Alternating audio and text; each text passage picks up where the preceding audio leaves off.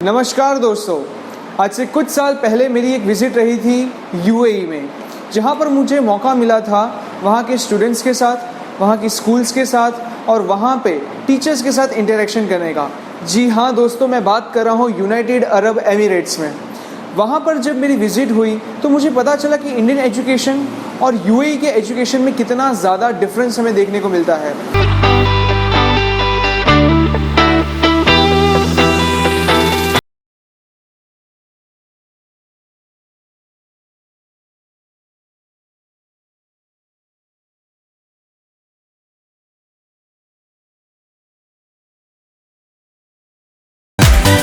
तो दोस्तों, मैं हूं मीत उपाध्याय, आप सभी का स्वागत है आत्मनिर्भर चैनल मैनेज बाय पीएमसीआई में। दोस्तों, आज की वीडियो में मैं बात करने वाला हूं comparison between the United Arab education system versus Indian education system के बारे में। तो दोस्तों, यहाँ पर बात करेंगे इंडियन एजुकेशन और यूएई के एजुकेशन सिस्टम के डिफरेंस के बारे में। दोस्तों, सबसे बेहतरीन तरीका है इन दोनों नेशंस के एजुकेशन सिस्टम को डिफर करने का HDI। यूनाइटेड नेशंस द्वारा हर साल एक इंडेक्स निकाला जाता है जिसे हम कहते हैं ह्यूमन डेवलपमेंट इंडेक्स। ये ह्यूमन डेवलपमेंट इंडेक्स के अंदर बेसिकली 3 मेजर पिलर्स हैं, जिसमें से 2 तो हमारे काम के नहीं हैं, लेकिन एक पिलर बहुत काम का है। 3 पिलर्स में से जो पहला पिलर है वो है लाइफ एक्सपेक्टेंसी, सेकेंड जो है वो expected and mean years of schooling, और तीसरा है पर कैपिटल इनकम, यानी कि ग्रॉस पर कैपिटल इनकम। अब यहाँ पर अगर ध्यान से समझें तो HDI रैंकिंग के हिसाब से UAE यानी कि यूनाइटेड अरब एमिरेट्स आता है 31st रैंक पे अकॉर्डिंग टू 2020, और इंडिया की रैंकिंग आती है 131st। इतना ही नहीं दोस्तों, इन दोनों नेशंस के अंदर लिटरेसी रेट पे भी बहुत मेजर डिफरेंस हमें देखने को मिल रहा है। UAE का लिटरेसी रेट अगर आप देखोगे तो वो 90% है, जबकि इंडिया का लिटरेसी रेट आप देखोगे तो सिर्फ और सिर्फ 70.4% है, आज़ादी के इतने सालों के बाद भी। तो यहाँ पे एक मेजर डिफरेंस हमें मिल रहा है। अब बात करते हैं कुछ स्टैटिस्टिकल डेटा की दोस्तों। तो यहाँ पर जो gross and mean years of schooling है उसको मैंने पसंद किया है दोनों देशों के एजुकेशन सिस्टम को समझने के लिए, और सिर्फ मैंने ही नहीं, ग्लोबली इसे एक बेस्ट क्राइटेरिया माना गया है। पहले हम लोग समझते हैं कि gross and mean years of schooling आखिर होता क्या है। हर देश का ये अपना अपना क्राइटेरिया रहता है कि एक्सपेक्टेड ईयर्स ऑफ स्कूलिंग का मतलब है कि उस देश का कोई भी सिटीजन जो अभी बच्चा है लेकिन वो कितने साल स्कूल जाने वाला है, वो एक एक्सपेक्टेशन। और मीन ईयर्स ऑफ स्कूलिंग यानी कि जो ऑलरेडी 25 साल के हैं, जो यूथ ऑलरेडी 25 साल का है, वो एवरेजली कितने साल स्कूल गया है। इन दोनों के क्राइटेरिया के बेसिस पे हमें इजीली पता लग सकता है कि आखिर कितने ईयर्स स्कूलिंग हुई है और उसके बेसिस पे एजुकेशन कितना है। अगर यही एक्सपेक्टेड ईयर्स ऑफ स्कूलिंग की बात करूँ मैं यूएई की, तो इसका एक्सपेक्टेड जो है वो है 14.3, लेकिन इसी के सामने इसका मीन बैठता है 12.1, यानी बस तकरीबन 2% या ऐसे नॉर्मल माइनर सा फ़र्क है इनके एक्सपेक्टेड और मीन ईयर्स ऑफ स्कूलिंग में। लेकिन इसी के सामने अगर हम लोग बात कर लेते हैं इंडिया का एक्सपेक्टेड ईयर्स ऑफ स्कूलिंग, तो जो है 12.1, लेकिन इसके सामने इसका सिर्फ मीन जो है वो 6.5 है, यानी कि बहुत ही बड़ा डिफरेंस यहाँ पर इंडियन एजुकेशन सिस्टम में हमें देखने को मिल रहा है, यानी कि लोगों की स्कूलिंग ही कंप्लीट नहीं हो रही है। तो ऐसा देश आज़ादी के बाद का जिसमें 74 ईयर्स ऑलरेडी आज़ादी के हो चुके हैं, लेकिन तब भी इतना मेजर डिफरेंस हमें यहाँ पर देखने को मिल रहा है। तो दोस्तों, मेरे ख्याल से यहाँ पर HDI जो है वो एक बहुत ही मेजर स्टैटिस्टिकल डेटा हमें दिखा रहा है दोनों ही देशों के बीच के डिफरेंस का। तो यहाँ पर जब मैंने विजिट किया तो मैंने मेजरली 4 ऐसी चीज़ें ऑब्जर्व की थी कि जिसके बेसिस पे ये इतना मेजर जो डिफरेंस है यूएई के बीच में और इंडिया के बीच में वो समझा जा सकता है। तो दोस्तों, मेरी पर्सनल विजिट पे मुझे एक चीज़ तो यहाँ पर साफ नज़र आई कि कुछ तो ऐसी चीज़ है कि जो इतना बड़ा डिफरेंस क्रिएट कर रहा है इन दोनों नेशंस के बीच में। मेरे ऑब्जर्वेशन के हिसाब से मैंने यहाँ पर 4 की पिलर्स को डिस्कस करने का सोचा है इस वीडियो में, और वो 4 पिलर्स से हमें पता चलेगा कि किस तरह से इन दोनों नेशन का जो गैप है उसे हम लोग समझ सकते हैं। इस वीडियो में मैं मेजर 4 की पिलर्स की बात करूँगा। उसमें से सबसे पहला है दोस्तों हिस्ट्री ऑफ अ नेशन, क्योंकि ये बहुत ही मेजर रोल प्ले करता है किसी भी नेशन के बिल्डअप में। सेकंड नंबर पे मैं आपसे बात करूंगा मिनिस्ट्री के बारे में, मिनिस्ट्री जो टॉप लेवल पे सारी चीज़ों का काम करती है। और तीसरे नंबर पे मैं आपसे बात करूंगा यहाँ पर GDP का कितना अलॉटमेंट है एजुकेशन सेक्टर के लिए। और फोर्थ नंबर पे मैं आपसे बात करूंगा स्कूलिंग सिस्टम, जो बहुत ही इंपॉर्टेंट है। और साथ ही में मैं कई सारे फैक्ट्स भी आपके साथ शेयर करूंगा UAE के। तो चलिए शुरू करते हैं आज का video without wasting our time. तो दोस्तों शुरू करते हैं यूनाइटेड अरब एमिरेट्स की हिस्ट्री के साथ। दोस्तों यूनाइटेड अरब एमिरेट्स जो है वो 1971 में फॉर्म हुआ था। इसका मतलब ये नहीं दोस्तों कि ये नेशन पहले एग्जिस्ट ही नहीं करता था, कहीं पानी में से उभर के आया है, ऐसा बिल्कुल भी नहीं है दोस्तों। 1971 में तो ये एक फेडरल सुप्रीम काउंसिल बना है। इसका मतलब दोस्तों ये है कि इससे पहले ये नेशन के फॉर्म में एग्जिस्ट नहीं करता था। ऐसे पहले 7 छोटे छोटे अरब कंट्रीज थे। ये 7 छोटे छोटे अरब कंट्रीज मिलके एक UAE यानी कि यूनाइटेड अरब एमिरेट्स बनता है। जैसे हम यहाँ पर प्रोविंसेस या फिर स्टेट्स कहते हैं हमारे इंडिया के सब पार्ट्स को, वैसे ही वो अपने UAE के जो यूनाइटेड पार्ट्स हैं उनको एमिरेट्स कहते हैं। तभी तो नाम में UAE, E stands for Emirates है, यूनाइटेड अरब एमिरेट्स। अब इनमें से ये 7 एमिरेट्स आखिर हैं कौन से? इनमें से कई सारे के नेम्स तो दोस्तों आप लोगों को पता भी होंगे, जैसे कि है Dubai, Abu Dhabi, Fujairah, Ajman, Sharjah, रस उल खाइमा और अल खुमैन। तो ये जो सारे के सारे एमिरेट्स हैं ये मिल के एक फेडरल सुप्रीम काउंसिल बनाते हैं। अब ये फेडरल सुप्रीम काउंसिल में होता ये है कि इन सभी के सभी जो एमिरेट्स हैं उनका कोई एक ना एक हेड होता है, और यही हेड ये पूरे ही UAE का प्रेसिडेंट भी बनता है और प्राइम मिनिस्टर भी बनता है। ऐसे अलग अलग तरह से मिनिस्ट्री इनकी डिवाइड होती है। अब बात करते हैं दोस्तों इनकी पॉपुलेशन कंपोजिशन के बारे में। इनकी टोटल पॉपुलेशन हमारे अहमदाबाद सिटी से भी कम है। इनकी पॉपुलेशन ठीक कुल मिला के सिर्फ और सिर्फ 92 लाख है। और इसमें से मज़ेदार बात तो दोस्तों ये है कि इनकी एक्चुअल जो लोकल पॉपुलेशन है वो सिर्फ और सिर्फ 14 लाख यानी कि 20% है। इसके सामने सबसे ज़्यादा पॉपुलेशन हमारे इंडियंस की है जो ठहरती है 28% पे, और सेकंड नंबर पे पॉपुलेशन आती है पाकिस्तानी पीपल की जो कि है 12% पे। तो दोस्तों ये है इनका कुछ पॉपुलेशन कंपोजिशन। दोस्तों बात करते हैं थोड़ी सी एजुकेशन हिस्ट्री के बारे में। ज़्यादातर इनकी एजुकेशन हिस्ट्री पुरानी तो नहीं है, सिर्फ 200 साल पुरानी है, लेकिन इनकी एजुकेशन हिस्ट्री को समझने के लिए इन्हें 4 पार्ट्स में डिवाइड किया जा सकता है।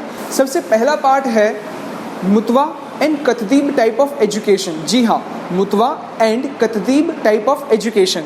सेकेंड नंबर पे आता है एजुकेशन सर्कल्स।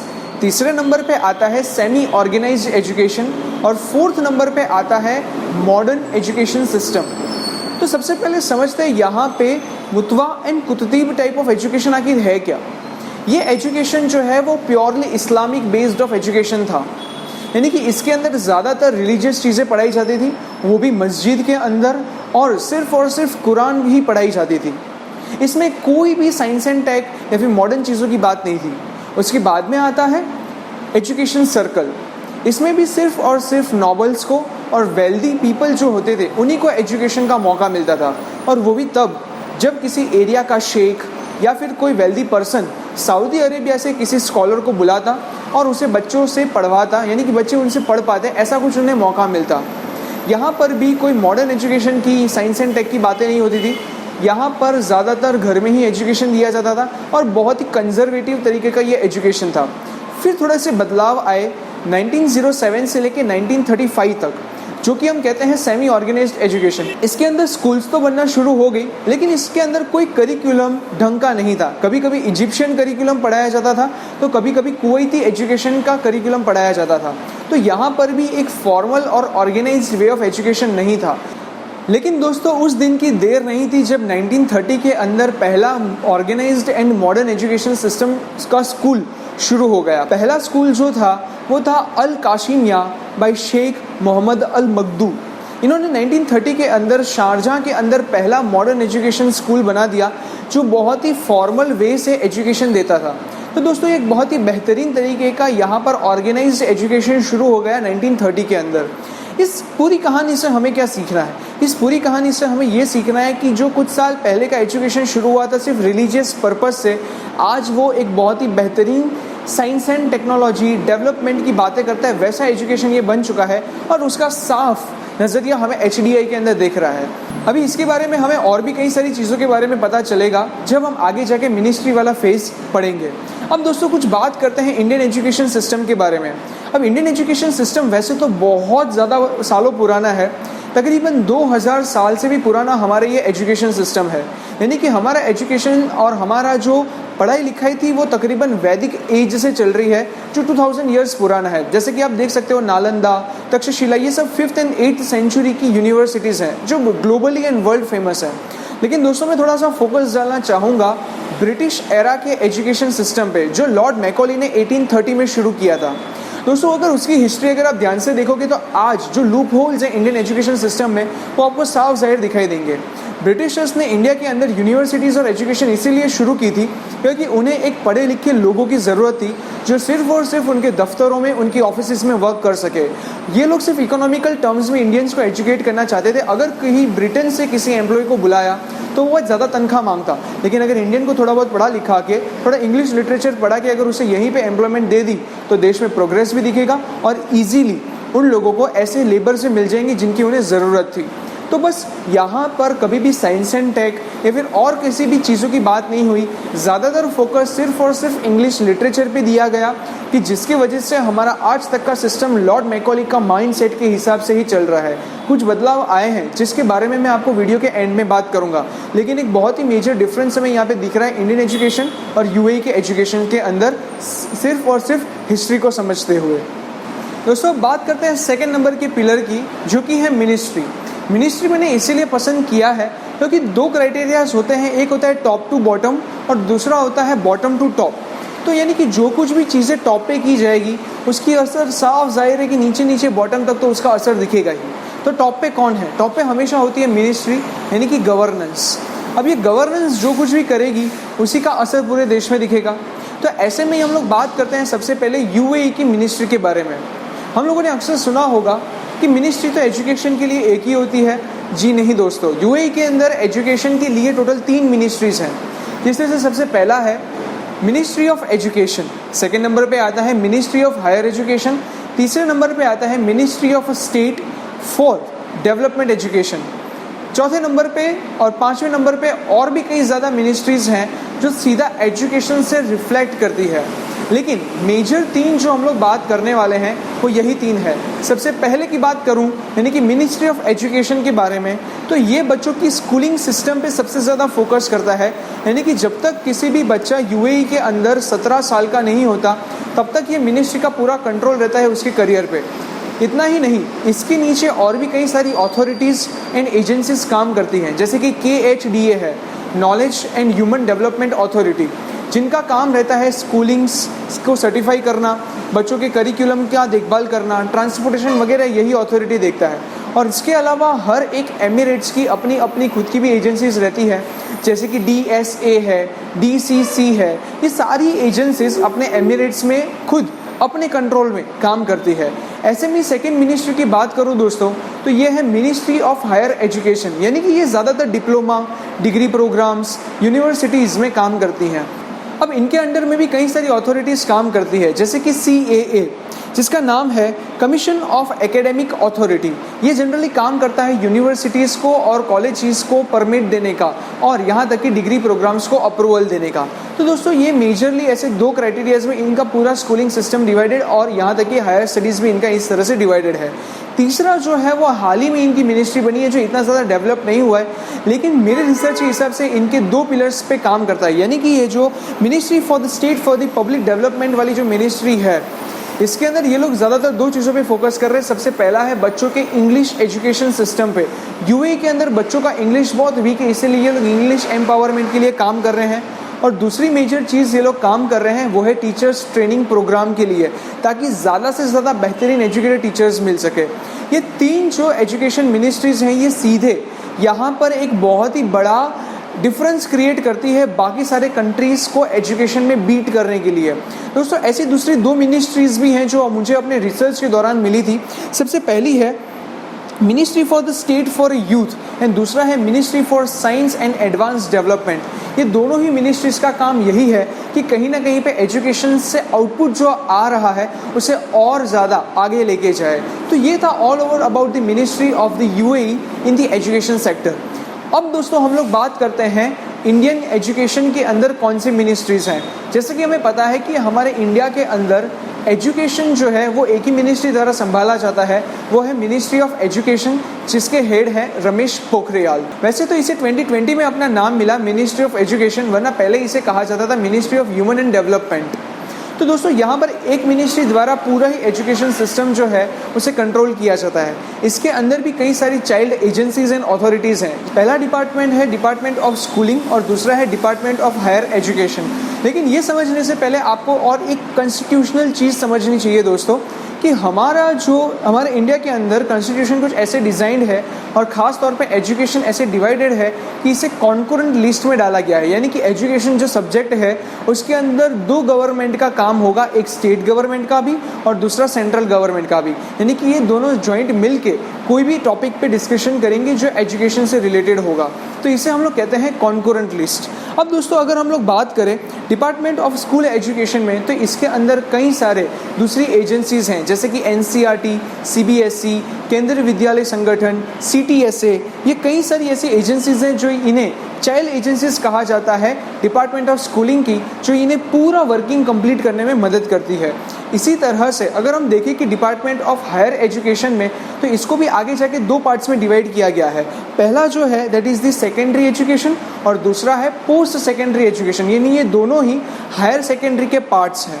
दोस्तों मेरे हिसाब से हमारे इंडिया के अंदर ये जो हायर सेकेंडरी एजुकेशन जो है या फिर हायर एजुकेशन है, उसको थोड़ा प्रॉपर और अच्छे तरीके से फ्रेम्ड किया हुआ है, क्योंकि यहाँ पर ज़्यादातर अमाउंट में जितनी भी आप IITs, IIMs वगैरह जो कुछ भी आप देखते हो, ये सारा ये हायर एजुकेशन है उसी के अंदर आता है।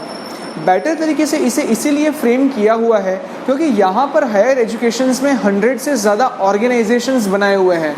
ये 100 ऑर्गेनाइजेशंस में जैसे कि ऑर्गेनाइजेशंस है टेक्निकल एजुकेशन ऑर्गेनाइजेशन। अब इनका काम क्या है? तो इनका काम है कि सारे के सारे IITs हैं या फिर जो भी टेक्निकल इंस्टीट्यूट्स हैं जैसे कि IIITs हैं, ये सारे के सारे इंस्टीट्यूट्स को इवॉल्व करने का और डेवलप करने का काम ये ऑर्गेनाइजेशन करता है। यानी कि सारे के सारे कॉलेजेस एंड यूनिवर्सिटीज़ को डेवलप करने का जिम्मेदारी ये 100 से ज़्यादा ऑर्गेनाइजेशंस ने ली हुई है। इसका फ़ायदा क्या है दोस्तों? ये सभी ऑर्गेनाइजेशंस ने अपने वर्क को बेहतरीन तरीके से फील्ड्स के हिसाब से डिवाइड कर लिया है। कुछ ऑर्गेनाइजेशंस जो है वो टेक्निकल एम्पावरमेंट के लिए काम करते हैं, कुछ ऑर्गेनाइजेशंस लैंग्वेज को डेवलपमेंट के लिए काम करते हैं, तो कुछ ऑर्गेनाइजेशंस जो हैं दोस्तों वो डिस्टेंट लर्निंग को प्रमोट करने के लिए काम करते हैं। तो इंडिया के अंदर जितनी भी फील्ड्स हैं एजुकेशन की, वो सारी की सारी ये ऑर्गेनाइजेशंस ने एम्पावर करने की जिम्मेदारी ले रखी है। तो एक बेटर फ्रेमवर्क हमें यहाँ पर दिखता है, लेकिन ये फिर भी अभी भी थोड़ा सा सेंट्रलाइज्ड वे ऑफ वर्किंग है, जबकि UAE में हमें थोड़ा सा डिसेंट्रलाइज्ड वे दिख रहा था। आई होप दोस्तों कि आपको ये वीडियो पसंद आया होगा। मैंने इस वीडियो के थ्रू अपने स्टैंडर्ड्स को तो रेस करने का ट्राई किया ही है, लेकिन आप भी इन्फॉर्मेशन गैदर करके अपने नॉलेज के स्टैंडर्ड को बढ़ाइए। इसी टाइप का एक दूसरा पार्ट इस वीडियो का बहुत ही जल्द हम लेके आ रहे हैं दोस्तों। आपको ये वीडियो कैसा लगा ये हमें कमेंट करके ज़रूर बताएं। आप अपने सजेशंस हमें हमारी सोशल मीडिया प्लेटफॉर्म इंस्टाग्राम और फेसबुक पर भी भेज सकते हैं। इस वीडियो को अपने फ्रेंड्स एंड फैमिली मेम्बर में शेयर करना बिल्कुल ही मत भूलिएगा, और हमारी चैनल को अगर आपने सब्सक्राइब नहीं किया है तो सब्सक्राइब कर लीजिए, लाइक का बटन हिट कीजिए और बेल आइकन हिट करना बिल्कुल ही मत भूलिएगा। Thank you so much guys for watching this video. जय हिंद, जय भारत।